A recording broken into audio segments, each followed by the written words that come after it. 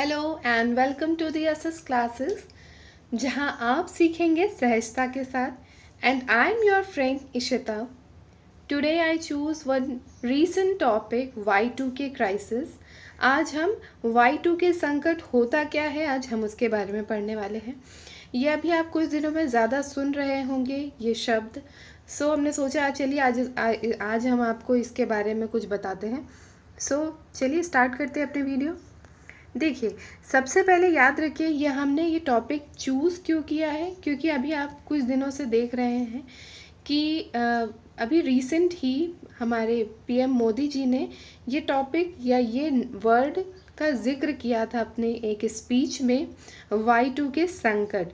तो चलिए स्टार्ट करते हैं कि उसमें होता क्या है, ये है क्या।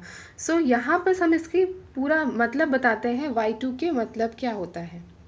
यहाँ Y denotes to the year, ठीक है।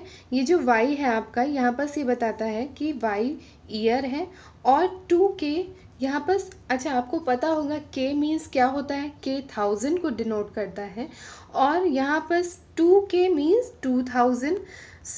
एक ऐसा ईयर मीन्स 2000 ईयर में कुछ ऐसी क्राइसिस हुई थी या कुछ ऐसे संकट हुए थे जिसकी वजह से ये नाम पड़ गया। चलिए देखते हैं क्या है। देखिए अभी हमने बताया Y means the year, 2K means the 1000। Okay, चलिए देखिए इसमें क्या है। यहाँ पर याद रखिएगा कि ये किससे रिलेटेड है, डिजिटल वर्ड से। 2000 में ऐसी कोई प्रॉब्लम्स आई थी या ऐसा कोई संकट आया था जो कि डिजिटल वर्ड से रिलेटेड है। एक चीज़ हम आपसे के सामने बताना चाहते हैं। देखिए अभी आप लोग देख रहे होंगे कि ये लॉकडाउन के टाइम पे कितनी ज़्यादा क्राइसिस या फिर कैसी प्रॉब्लम्स आप सभी लोग फेस कर रहे होंगे। इस चीज़ के बारे में हम ये बताना चाहते हैं कि अभी आप घर में भी बैठे बैठे कुछ भी कर रहे हों, बोर हो रहे होंगे, लेकिन फिर भी एक चीज़ है जो कि कंटिन्यूअसली चल रही है। वो क्या है, इंटरनेट। अगर आप बोर हो रहे हैं तो भी इंटरनेट आपकी फैसिलिटी प्रोवाइड करा रही है, या फिर अगर आप कोई बिजनेसमैन हैं या आप कोई सर्विसमैन हैं तो भी आप वर्क फ्रॉम होम्स के थ्रू अपना वर्क कंटिन्यू कर रहे हैं। वो सब किसकी वजह से है, because of the digital world, और यू कैन से इंटरनेट की वजह से। ठीक है, आप लोग इतना तो समझ गए कि आज कितनी भी प्रॉब्लम्स हैं लेकिन फिर भी आप सरवाइव कर पा रहे हैं, बिकॉज मतलब इजी है, सरवाइव करना इजी है। ये अगर आप ये सोचिए, अगर ऐसी कोई सिचुएशन होती जहाँ पर आपके पास ऑप्शंस ही नहीं होते, या इंटरनेट फैसिलिटी नहीं होती, या इंटरनेट फैसिलिटी बंद हो जाती, तब क्या प्रॉब्लम होती। ये वो ईयर है जब मेन सबसे ज़्यादा प्रॉब्लम किस चीज़ पर आई थी, ये प्रॉब्लम आई थी आपके digital world means internet problem, या आप कह सकते हैं कंप्यूटर, मोबाइल्स या लैपटॉप वर्क कर नहीं पा रहे थे। ये उससे रिलेटेड है। ठीक है, तो चलिए स्टार्ट करते हैं इसमें क्या क्या चीज़ें हैं। What is Y2K crisis. यहाँ पर इसको हम Y2K बग भी कहते हैं। बग मीन्स होता है कोडिंग प्रॉब्लम। आपको पता होगा कि कंप्यूटर्स हों, ये सारी चीज़ें कुछ कोडिंग्स के थ्रू ही बनी होती हैं।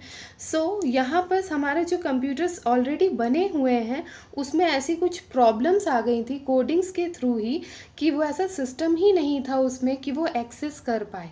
ठीक है, ये उस टाइप की प्रॉब्लम। फाइनली Y2K क्राइसिस क्या है, या Y2K संकट क्या होते हैं।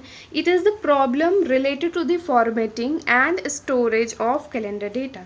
जैसे कि आप लोग को पता होना चाहिए कि हम लोग पहले जितनी भी डेट्स हुआ करती थी ऐसे लिखते थे। डेट्स के लिए 2 कॉलम रहते थे, देन मंथ्स के लिए स्पेस 2 रहती थी, देन ईयर्स के लिए भी।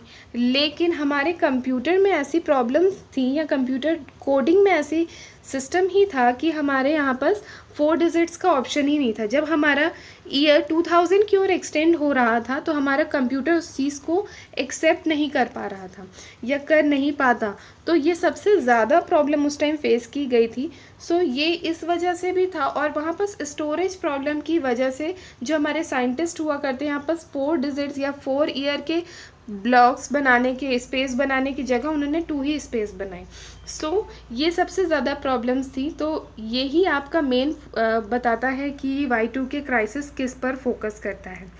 और ये जैसे कि अभी हमने इसको अब बताया कि 2000 के पहले जितने भी कंप्यूटर्स हुआ करते थे उसमें ओनली 4 डिजिट्स की मतलब 4 डिजिट्स दिखानी चाहिए ईयर्स के लिए, लेकिन उसकी जगह सिर्फ हमें 2 डिजिट्स के ही स्पेस हुआ करती थी।